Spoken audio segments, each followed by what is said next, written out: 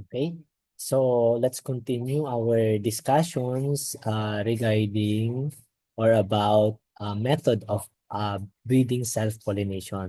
Sa first video ko, na-discuss ko regarding mass selections. Okay, so next is we will go on to what we call pure line selections. So kapag sinabi natin pure line selections, the progeny of a single homozygous self-pollinated plants. So it is a large number of plants that are selected from a self-pollinated crop and harvested individually. Okay, so individual plants progenies from them are evaluated. So they evaluate, and the best progeny is released as a pure line variety. So whatever the best progeny based on the objective or based on the reference or the character reference of the plants, that is a pure line varieties. So in the pure line varieties, so this was invented by Wilhelm Johansen. So si Wilhelm Johansen ang nag-invent regarding sa uh, pure line varieties. Well, Wilhelm Johansen. Johansen. So in pure line selection, a large number of plants are selected from the self-pollinated crops and harvested individually. So the individual plant progeny is from their evaluated or from them are evaluated, and the best progeny is released as a pure line variety. So all the individuals within the pure line have identical genotypes, and any variations present within the pure line is solely due to the environment. So yung identical genotype and any variations present within that pure line is solely siguro dahil sa environment. So there are procedure in a pure line selection on how to do that pure line selections. Number one is the first year. So there is a planting of Desi or old varieties. So during the first year, there is a selections of a large number of a plant that involving either the local varieties or the mixed populations. So the seeds from each plant will be harvested separately. So the 200 to 3,000 plants are selected for superior phenotype. So kapag sinabi nating superior phenotype, ito yung nagpe-perform based doon sa criteria. So mag-go back to the criteria tayo na whatever the criteria you want na ilabas mismo sa isang plants must be indicated in your guidelines. Example sana, kapag ang plant height niya ay 100 centimeter, yung tillers niya ay 30 tillers, ang kanyang panicle, example sana sa rice tayo, ano, kapag ang panicle niya ay mahaba, so that criteria could accept or could pasok doon sa mismong ini-evaluate natin of their desirable characteristics. So, on the second year, so whatever yung mga na-select mo na mga plants na ito, so meron na silang mga individual plant progenies. Okay? So the individual progenies are grown. Undesirable progenies are rejected. So they are rejected. So the selected individual plant progenies from the first year are planted. So itatanim na natin. And the visual evaluations for desirable plants are conducted.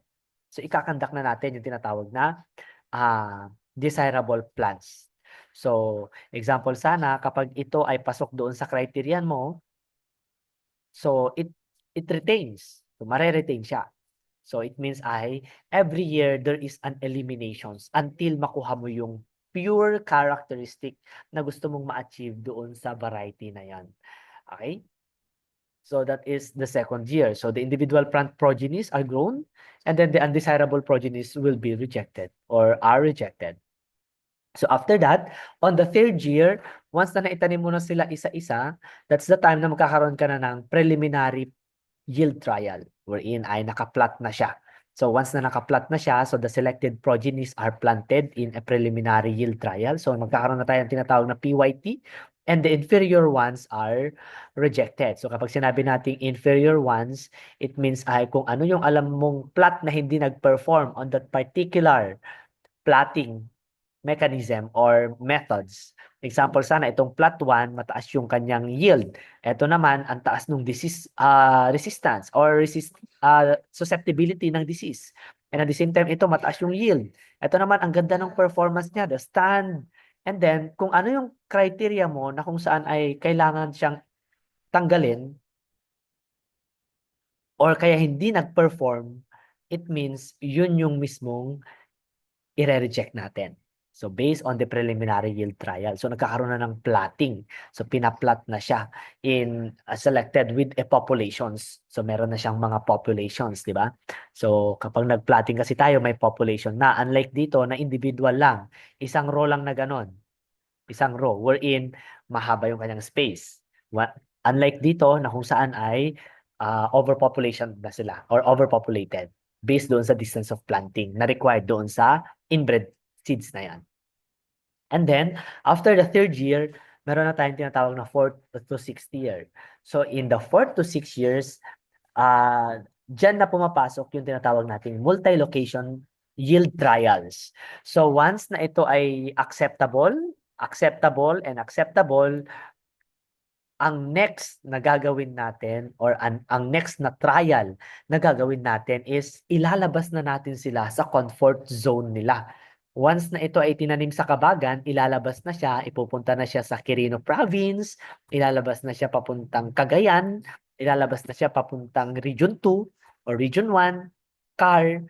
So doon na mismo magkakaroon ng tinatawag na multi-location yield trials. At doon sa multi-location yield trial, it takes 2 to 3 or 4 years before magkaroon ng decisions na itong yield na ito or yung itong crop na ito is acceptable in this area. Okay? So, that is the 4th to 6th or 7 years, 3 or 2 to 4 years, di ba? So there is a replication yield trials that are conducted using the best variety as checked and the promising strain that are identified and evaluated. So ganon yung mismong trials on the pure line. Very laborious, ano? And at the same time, very costly yung ating pure line kasi ang haba nung mismong taon na gugugulin before mo ma-release yung variety na ito doon sa market. And at the same time, on that year, kailangan na i-register na din sa Bureau of Plant Industry under National Seed Quality Council and Services or the NSQCS. Okay?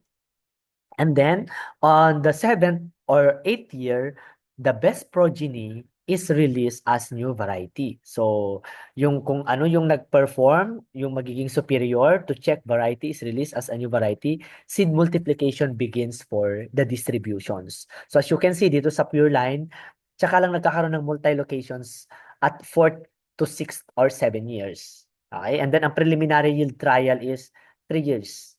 Okay? So, ganyan ang pure line. Ano ba ang advantage ng ating pure line? So, ang advantage niya, they are easy and cheap method of crop improvement. Pero dapat, during the pure line process, kailangan ay isolated sa area yung mismong crop natin upang sa ganun maiwasan natin yung foreign na pag-pollinate ng ibang mga crops. Okay? So, magkakaroon kasi ng mga foreign pollen.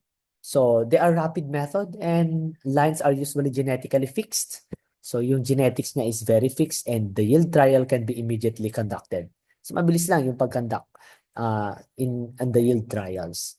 And these plants in such variety react in similar fashion to the environmental conditions. Means they are uniform in performance and at the same time in appearance too. So, uniform yung kanyang performance and sa appearance and nagiging homo yung zygosity and homogeneous ang mga pure lines. Kasi nga, unique and at the same time, the same lahat.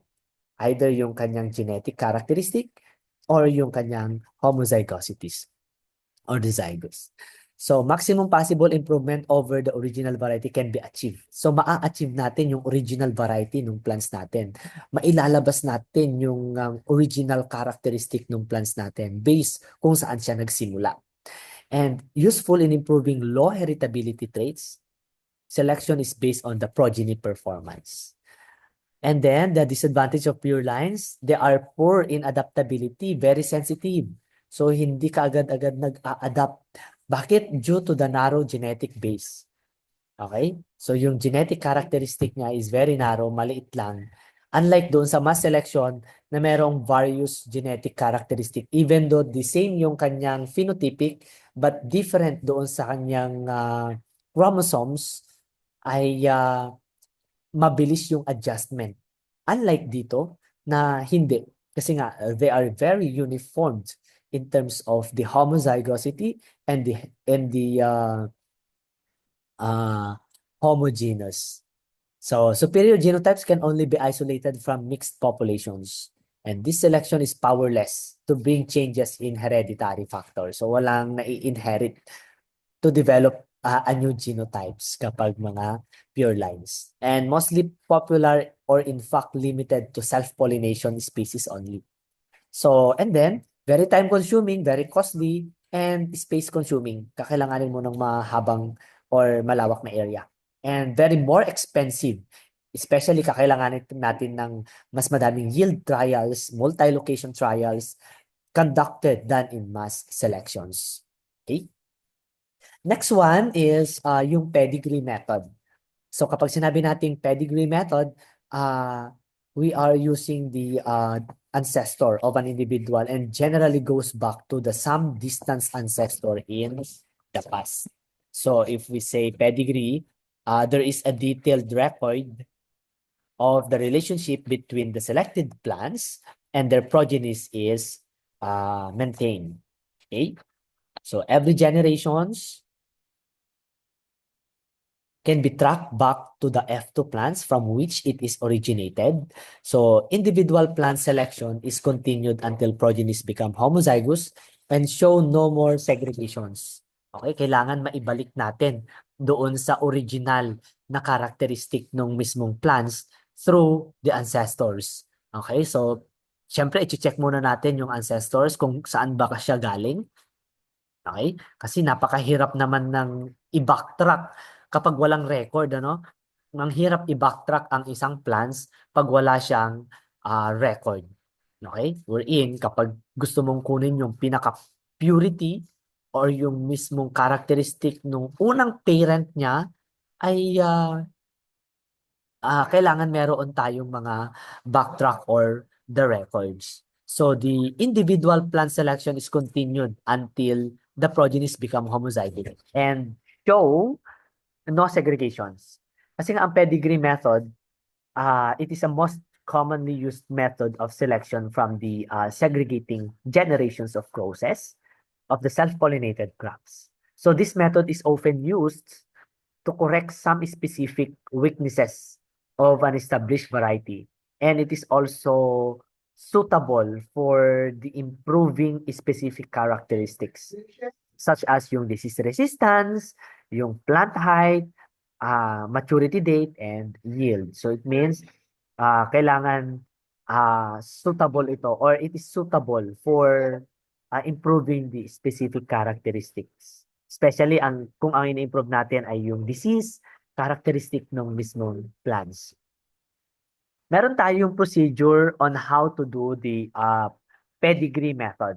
So in the pedigree methods, example sana, you want na makuha yung mismong characteristic nung isang plants wherein si parent 1 gusto mong makuha yung kanyang pedigree. Okay, the pedigree. And you need to cross it into other characteristic or to other species of the plants. And then, after that, once na example si P1, si P1 ang gusto mong kunin yung kanyang pedigree.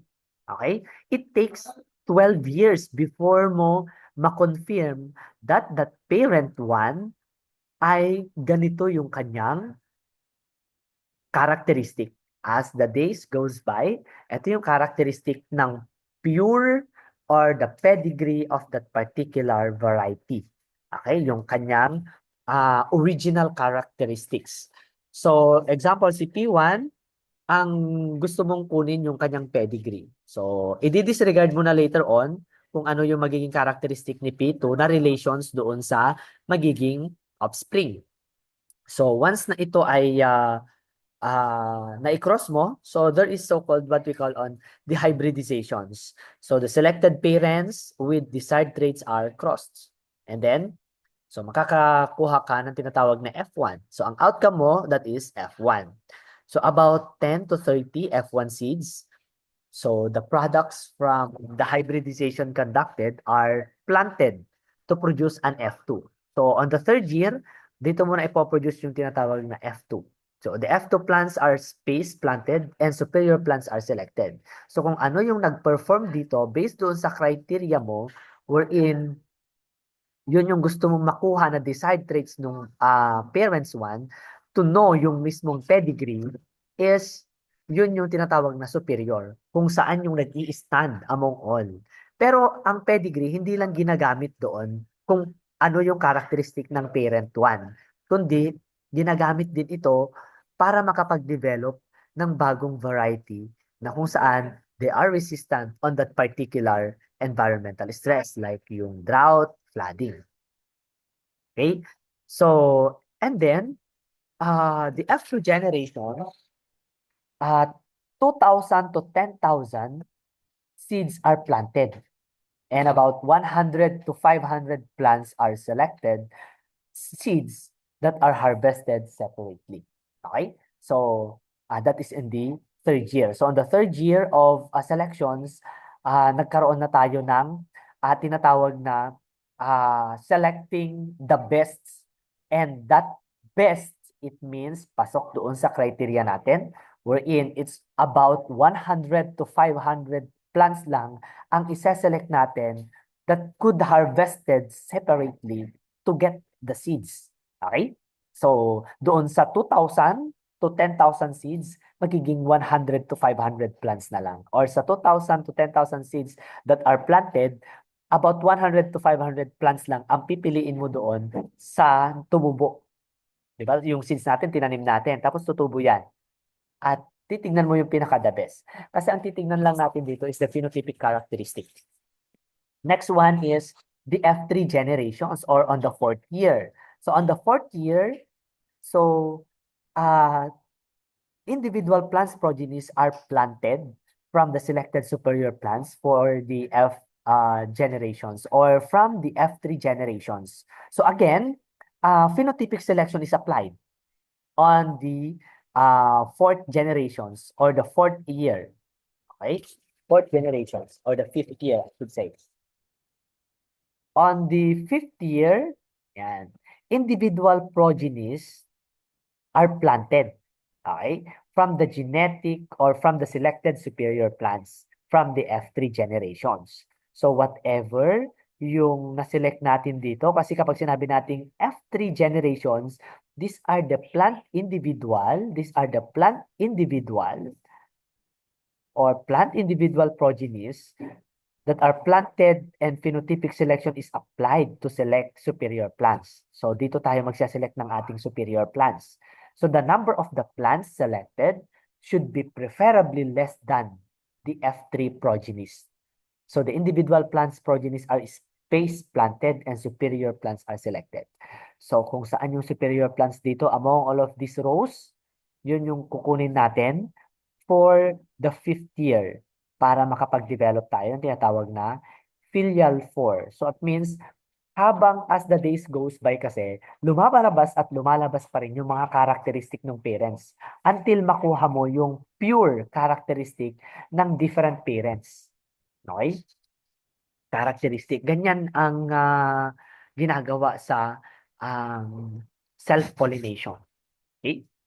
So, in the fifth year, that is the F4, individual progenies are planted from the selected superior plants from the F3 generation. Again, phenotypic selection is applied here in the fifth year.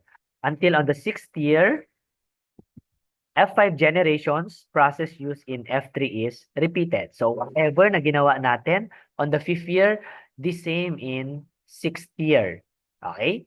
Whatever na yung mga performance dito na unnecessary, tinatanggal na, nire-remove na, hanggang sa magtatanim na tayo for the F6 or 7th generations.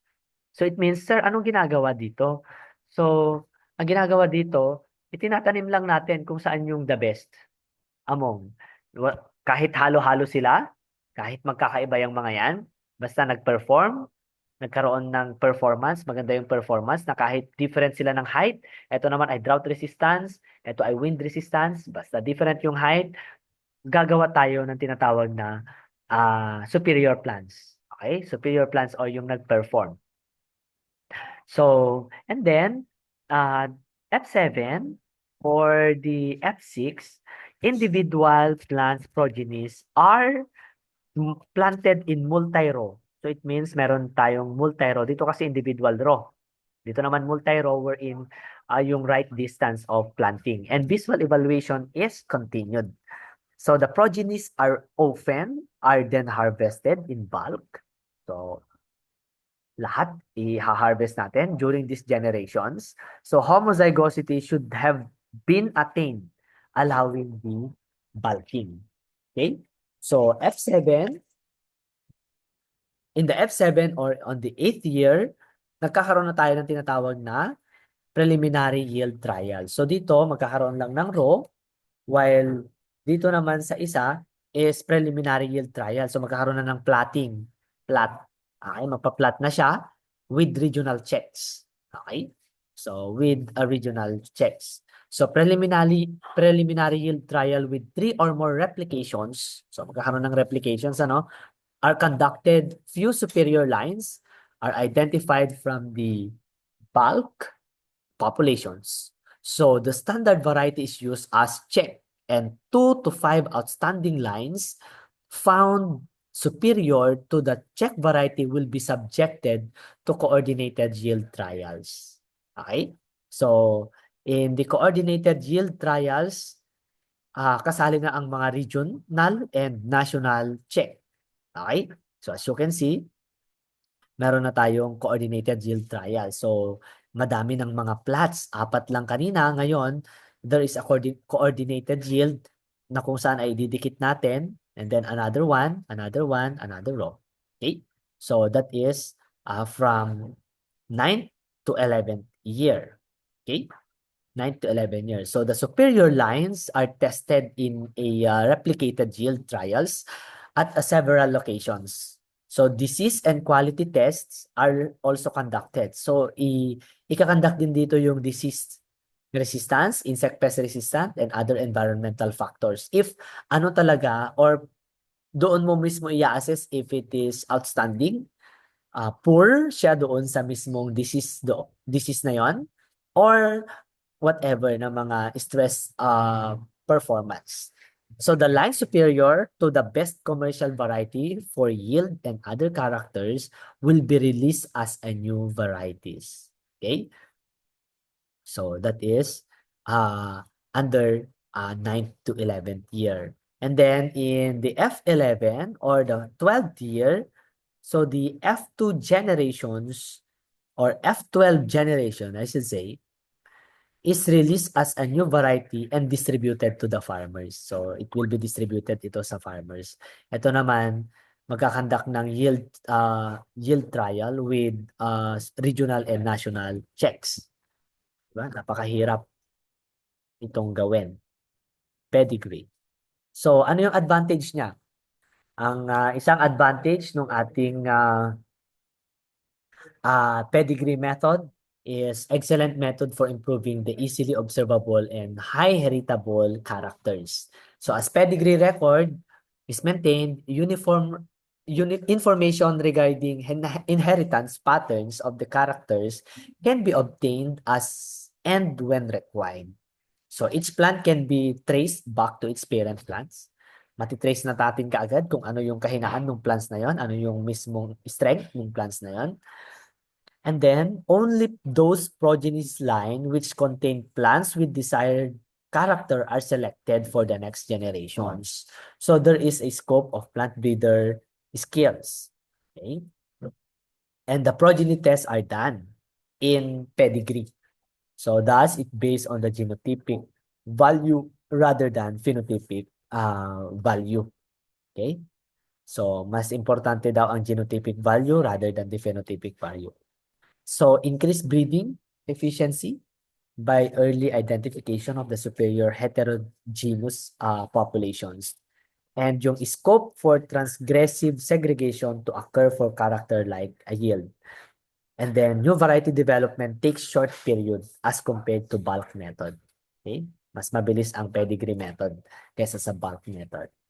And another one, ang pedigree din, very costly, labor intensive, kakailanganin mo ng mas madaming human resource, and it requires skilled person as selection is practiced. So kakailanganin mo ng knowledgeable talaga sa pedigree method.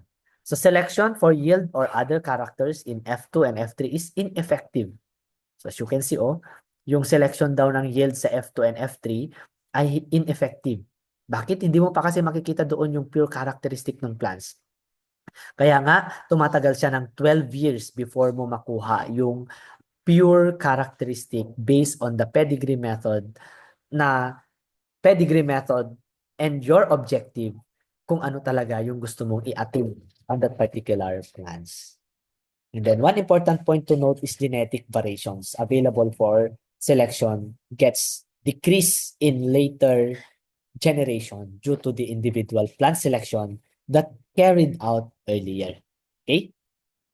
So this is the summary of the three selections, the mass selections, pure line, and pedigree selections. So if we say mass selection, variety is a mixture of several pure lines. Madami. Hindi mo ma-identify. Nagbe-base lang kasi tayo on the phenotypic characteristic. Kung the same na yung phenotypic or the same na mismo yung height, it means magka-breed na yung mga yan. Practiced by farmer unknowingly, and the self and cross-pollinated crops and highly heterozygous ang ating mass selections. No progeny test sa mass selections, but rather we dependent on the phenotypic characteristic. Wider adaptability and greater stability. So mataas yung adaptability and kayang-kaya niyang ma-overcome yung mga environmental factors. And then kapag pure line selection naman, variety is developed as a pure line. So not practiced by farmers ang pure line selection. And this is self-pollinated. High homozygous ang ating pure line. And the progeny test is conducted. So narrower din yung adaptability niya. Very sensitive ang ating pure line. And the selection from mixed population. Record of parent. So kailangan may record yung parent. And no information of inherited characters. So in the pedigree, selection from segregating populations. So merong selections. And record of parents-offspring relationship is kept. Dito naman sa pure line, not kept the record. And then, no information on inherited characters kapag pure line. Wala silang informations. Kaya napakahirap i-backtrack kapag pure line selections. Kailangan mo talagang tignan yung characteristic through trials. And then, dito naman sa pedigree, napakabilis lang kasi nga meron ka ng mga information on the inherited characters. Okay? So, next video, I will be discussing about the bulk population selections of the crops. Okay? Thank you so much and God bless.